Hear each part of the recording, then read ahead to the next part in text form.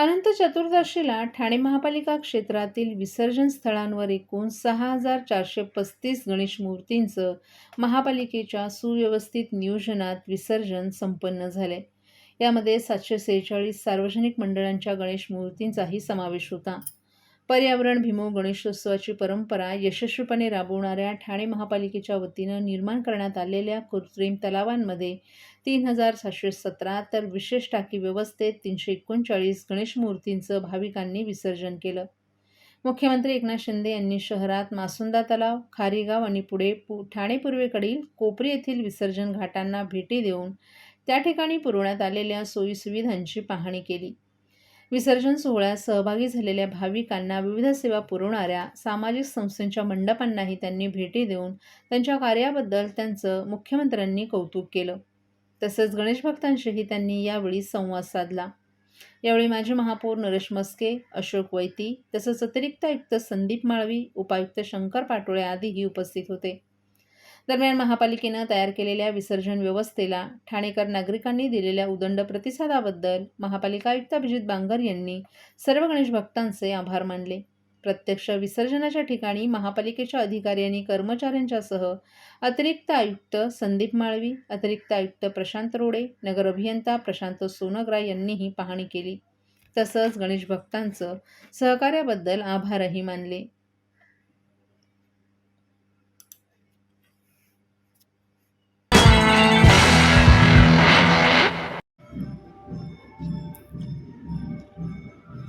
ठाणे महानगरपालिकेच्या वतीने आयोजित करण्यात आलेल्या मंगळागौर कार्यक्रमात मिसेस मुख्यमंत्री लता शिंदे या उत्साहानं सहभागी झाल्या होत्या. ठाणे महानगरपालिकेतील नरेंद्र बल्लाळ सभागृहात महापालिकेतील महिला अधिकारी आणि कर्मचाऱ्यांनी मंगळागौर कार्यक्रम आयोजित केला होता. या कार्यक्रमात मिसेस मुख्यमंत्र्यांनी देखील सहभाग घेत महिलांचा उत्साह वाढवला. तसंच या कार्यक्रमात सहभागी झालेल्या महिला कर्मचाऱ्यांशी त्यांनी संवाद देखील साधला. घरातील नवरा, मुलं आणि इतर कौटुंबिक आपण साऱ्या पारपणी पाडत असतो. मात्र आज या साऱ्या जबाबदाऱ्या काही वेळासाठी बाजूला सारून थोडा वेळ स्वतःसाठी काढून या खेळात सहभागी झालो आहोत. तुम्ही सगळ्या जणींचा उत्साह हा निश्चितच आनंददायक असल्याचं मतही त्यांनी व्यक्त केलं. तसंच ठाणे महानगरपालिकेतील महिलांनी सादर केलेल्या बाई पण भारी देवा या सिनेमातील गाण्यावरील सादरीकरण पाहूनही त्या खुश झाल्या. आपण बायका खरोखरच भारी असतो आणि तुमचा डान्स पाहून आपल्याला त्याची पुन्हा एकदा खात्री पटल्याचंही त्यांनी सर्व महिलांना सांगितलं. तसंच या कार्यक्रमाचं यशस्वी आयोजन केल्याबद्दल आणि त्यासाठी आपल्याला प्रमुख पाहुण्या म्हणून बोलवल्याबद्दल त्यांनी ठाणे महानगरपालिकेतील सर्व अधिकारी आणि कर्मचाऱ्यांचेही आभार मानले. यावेळी या कार्यक्रमास माजी उपमहापौर पल्लवी कदम, माजी नगरसेविका नम्रता भोसले जाधव, अतिरिक्त आयुक्त प्रशांत रोडे, उपायुक्त उमेश बिलारी, मीनल पालांडे, वर्षा दीक्षित, अनघा कदम यांच्यासह शिवसेनेच्या अनेक महिला पदाधिकारी देखील उपस्थित होत्या.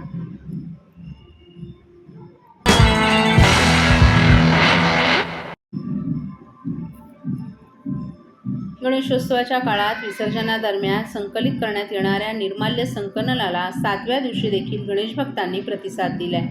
7व्या दिवशी 6 टन निर्माल्य संकलित करण्यात आलं असून आत्तापर्यंत 31 टन निर्माल्य संकलित झालं. 7 दिवसांच्या विसर्जनावेळीही अविघटनशील घटक जसे की प्लास्टिक, थर्माकोल यांचं निर्माल्यातील प्रमाण लक्षणीयरित्या कमी झालं असल्याचं निदर्शनास आलंय.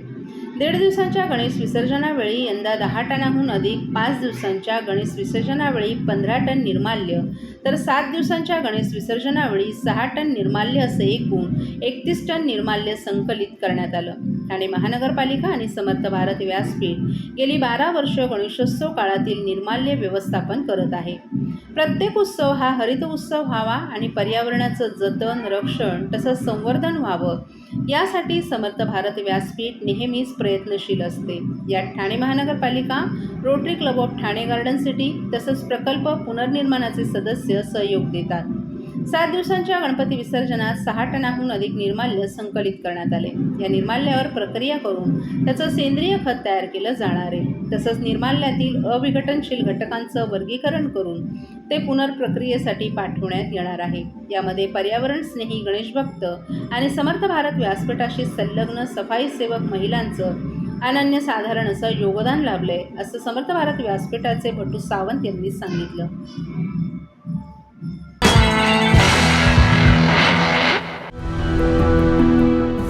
घर जाके काम करती हूँ। मेरे हस्बैंड ऐसी बेलदारी मजदूरी करते हैं। पहले मैं टीके लगवाती थी, फिर ऐसा हुआ कि हम लोग काम करते थे, हमारा काम डाउन होने लगा। फिर हम गांव चले गए, फिर गांव से आए तो हम दोनों काम में बिजी हो गए। एनम दीदी हमारे एक दिन घर आई, उन्होंने कहा कि मुझे कार्ड दिखाओ। फिर उन्होंने देखा उसमें कुछ टीके छूटे पड़े। आस पड़ोस में जितने भी बच्चे हैं उनके घर पर गए, उनकी मम्मी पापा से बोले जो जो बच्चे छूट गए हों वो बच्चे अपना टीका लगवा लें। अब हम लोग सारी लेडीज मिलकर बच्चों का टीका लगवा के आए। हम तो भूल गए थे कि हमारे बच्चे का टीका नहीं लगा, लेकिन सरकार ने भूली, हमारे दरवाजे पर आए और टीका लगाया। मिशन इंद्रधनुष।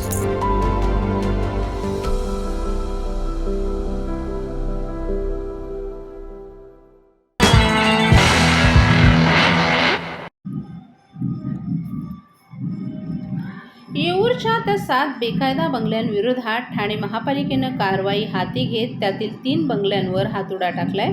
त्यानंतर 24 तासात अचानक ती कारवाई थांबवण्यात आली। यामुळे लोकायुक्तांच्या आदेशाचा ठाणे महापालिकेकडून अवमान केल्याच्या निषेधार्थ या बंगल्यांविरोधात लोकायुक्त यांच्याकडे तक्रार करणारे सामाजिक कार्यकर्ते योगेश मुंद्रा यांनी येऊर येथे कालपासून उपोषण सुरू केले।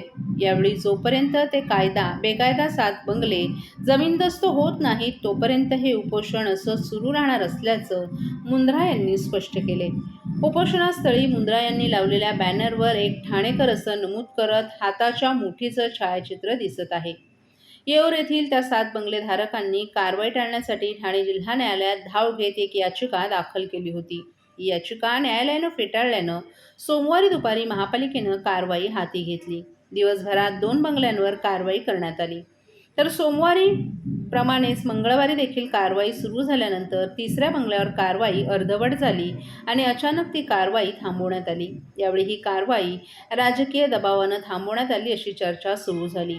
याच दरम्यान सामाजिक कार्यकर्ते मुंद्रा यांनी कारवाई थांबवण्यात आल्यावर बुधवारी उपोषणाला बसण्याचा इशारा दिला होता। त्यानुसारच मुंद्रा हे उपोषणाला बसले आहेत। याबाबत बोलताना ही कारवाई गोरगरिबांवर जशी केली जाते तशी का केली जात नाही, ही कारवाई बंद दारामागे करण्याचं कारण काय असा सवाल उपस्थित करत जोपर्यंत सर्व बंगले जमीनदोस्त होत नाहीत तोपर्यंत हे उपोषण असं सुरू राहणार असल्याचा इशाराही त्यांनी व्यक्त केलाय। तुम्ही शहरात होत असलेलं अनधिकृत बांधकाम तरी थांबवा, तुमचे स्वतःचे अधिकारी तुम्हाला विचारत नाही। आजही शहरात कमीत कमी 100च्या वर अनधिकृत बांधकाम अजून सुरू आहे, तर तुमचे अधिकारी काय करतात? फक्त कागदी कारवाई नको, रस्त्यावर येऊन साहेब कारवाई करून दाखवा। लोकायुक्तांनी आदेश दिलेत बंगले पाडायचे, कारवाईचे आदेश दिलेले, मात्र ठाणे महानगरपालिका त्या कायद्याचा किंवा आदेशाचा अपमान करते। ठाणे महानगरपालिका फक्त सार्वजनिक लोकांवरच कारवाई करते। ते काही सार्वजनिक लोक आहे ज्यांना सर्व सूट आहे, शहरात त्यांनी काहीच केलं त्यांना सर्व काही सूट आहे। आणि जर लोकायुक्ताचा आदेश आला ठाणे महानगरपालिका जोमत नाही तर सामान्य माणसाची काय इज्जत हो? शेवटचा प्रश्न, तुम्ही मगाशी म्हटलात की कोणाचा तरी फोन आला आणि कारवाई थांबली, कोण आहे नेमकं? कोणाचा नेमका फोन आला? आता फोन आला ते सर्वांना माहिती आहे, मला माझ्या तोंडातून सांगून काय गरजेचं नाहीये। हे जे इकडे नगरसेवक आहे ते सध्या तरी आपल्या राज्य सरकार ज्यांची आहे त्यांच्या पक्षातले नगरसेवक आहे, तर फोन पण त्यांचाच आला असेल। एकंदरीतच 2016 पासून यांनी कर जो आहे हा दाखवलेला आहे। 2019 नंतर बंगले बांधण्यात आले आणि 2016चा जर कर लागत असेल तर कुठेतरी महापालिकेच्या प्रशासनाच्या कुठच्या तरी अंदाजून कारभारावरती प्रश्नचिन्ह निर्माण होत नाहीये। महापालिकेचे अधिकारी फॉर्म बरोबर पैसे लावा आणि कुठे पाहिजे तिकडे कर लावून घ्या, हे अशी त्यांचे धंदे। जागेवर ओपन जागा आहे, 2016ला त्या जागेवर एक छोटासा बांधकाम नव्हता तर तुम्ही कर कुठे लावत होते? ओपन जागेवर। तुम्ही पाणी करता 2019ला, तुम्ही कर लावता 2016 पासून। म्हणजे हे बंगले जुने दाखवण्याकरिता हे असे पेपर बनवल्यात जात होते। पण आज टेक्नॉलॉजी खूप पुढे गेली आहे। कुठल्याही जागेचा सॅटेलाइट इमेजेस गेलेल्या 15 वर्षा अगोदरचं पण सॅटेलाइट इमेजेस दिसायला भेटतं आणि त्या सॅटेलाइट इमेजेसच्या आधारावरच मी हे सिद्ध करून दाखवलं की 2020च्या पहिले या जागेवर कुठल्याही प्रकारची बांधकाम नव्हती आणि यांना जुने दाखवण्याकरिता महानगरपालिकेने असे खोटे पेपर्स बनवले। या अंधाधुंद कारभाराच्या विरोधात तुम्ही कुठेतरी अपील करणार आहात का, की महापालिकेने कुठेतरी पैसे घेऊन हे कर लावण्याचा जो आहे प्रयत्न मी केलेला आहे? लोकायुक्तांमध्ये ऑलरेडी ही मागणी केलेली आहे की पहिले तर ज्या अधिकाऱ्यांमुळे हे विलंब झालाय कारवाई करण्याचा त्यांच्यावर कारवाई व्हायला पाहिजे आणि महानगरपालिका आयुक्तांनी एक इन्क्वायरी करून या कर आकारणीमध्ये जे जे अधिकारी होते त्यांच्यावर देखील कारवाई करायला पाहिजे.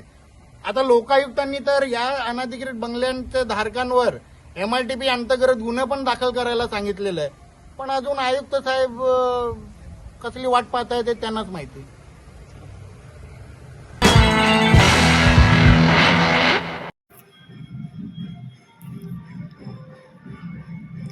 मीरा भाईंदर शहरात भारतरत्न लता मंगेशकर संगीत विद्यालय उभं राहतंय आणि त्याचं आज भूमिपूजन झालं.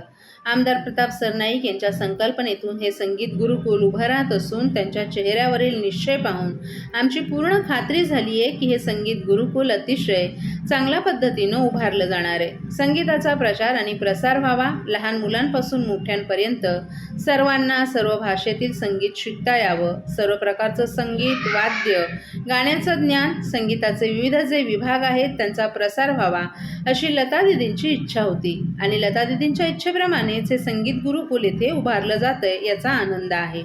आमदार प्रताप सरनाईक यांनी हातात घेतलेलं हे काम मीरा भाईंदर प्रमाणेच ठाण्यातही पूर्ण होईल आणि कलेच्या प्रचारासाठी ते करत असलेल्या कामात मंगेशकर कुटुंबीय त्यांच्या सोबत आहेत असं ज्येष्ठ गायिका उषा मंगेशकर यांनी मीरा रोड बोलते येताना सांगितलं.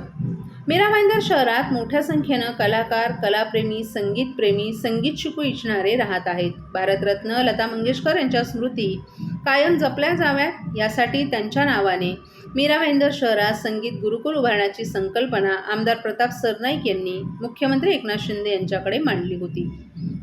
मुख्यमंत्र्यांनी या प्रकल्पाला मान्यता देत मीरा भाईंदरमध्ये संगीत गुरुकुल उभारण्यासाठी 25 कोटी रुपयांचा निधी मंजूर केला होता. मीरा रोड आरक्षण क्रमांक 246 येथे हे संगीत गुरुकुल उभारलं जाणार असून आज त्याचं उषा मंगेशकर आणि अन्य मान्यवरांच्या हस्ते भूमिपूजन झालं. मीरा भाईंदर हे संगीत गुरुकुल बांधून पूर्ण होईल तेव्हा त्यावर मंगेशकर कुटुंबीयांनी लक्ष ठेवावं आणि मीरा भाईंदरच्या संगीत विद्यालयात शिकायला येणाऱ्या मार्गदर्शन करावं अशी अपेक्षा आमदार प्रताप सरनाईक यांनी व्यक्त केली. त्यावर आम्हाला पूर्ण खात्री आहे की आमदार प्रताप सरनाईक हे गाण्याकरिता किंवा कलेच्या प्रचारासाठी ताठ उभे आहेत आणि ते चांगलं काम सतत करत राहतील याचा आपल्यावर विश्वास आहे असंही उषा मंगेशकर यांनी सांगितलं. मंगेशकर कुटुंबाला त्यांनी विनंती केली आहे की मीरा भाईंदरचं हे संगीत विद्यालय गुरुकुल मंगेश कुटुंबानं चालवावं. त्यांच्या या आज्ञेचा आपण स्वीकार करतो. आमदार सरनाईक यांना वचन देते की आम्ही नक्की हे कार्य फार चांगल्या रीतीनं पार पाडू. मीरा भाईंदरमध्ये संगीत गुरुकुल उभं राहत आहे याचा खूप आनंद होत असून आमदार प्रताप सरनाईक यांचा आपण खूप आभारी असल्याचंही उषा मंगेशकर यांनी सांगितलं.